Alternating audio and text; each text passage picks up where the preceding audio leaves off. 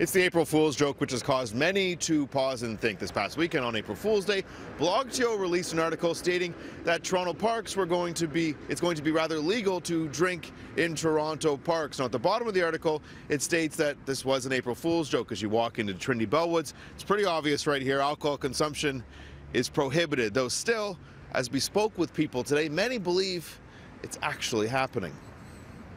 Did either of you see this article that was released? Yeah, we were just talking about it. What do you think? I think it's great. I think it's great, obviously. I'm here having a drink, so. Did you guys realize this was an April Fool's joke? What? No! I'm sorry to break the bad news. That's a horrible April Fool's prank. That's awful. Talk about being a buzzkill. It's what happens when you just read headlines. Yeah. Those we chatted with at downtown parks today all agreed they probably believe the article because they think it's a good idea. Well, if Toronto wants to be an international city, internationally you can drink in public. We're all adults. Toronto needs to lighten up. Let's crack the conversation over having a few bevies in the park back open again. It's been a hot button topic for several years.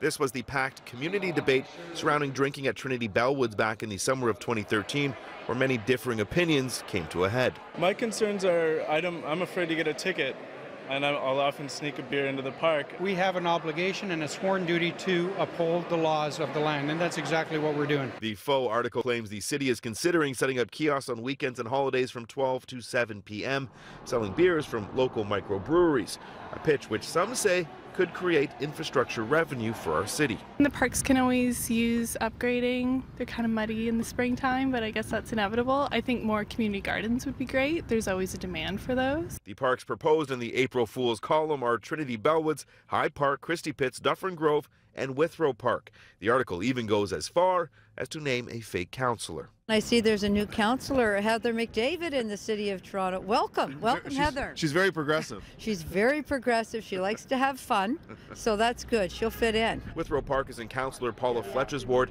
She admits the story made her pause and take stock. She also says she doesn't mind the current way people sip a glass of wine or have a beer. Generally, people aren't drunk. They're just enjoying a little bit of alcohol. I don't have a problem with that at all. Your concern is if there were kiosks set up, that could perhaps change? Well, kiosks, now you're going there to drink, and you can go there to drink a lot. Though she says it's a conversation she believes is worth having again with real councillors who actually exist. Remember, very shortly, marijuana will be legal and smoked legally in our parks instead of being smoked illegally in the parks. So should we be able to have a beer? You want a little smoke and glass of draft? That might be happening. We reached out to Blogto for comments today. Unfortunately, they were unable to chat with us. Same goes for Councillor Mike Layton. He's at the center of much of this discussion, though. As Councillor Paula Fletcher told us today, though the article was a joke, she believes it's a discussion which will be brought back into the public forum at City Hall.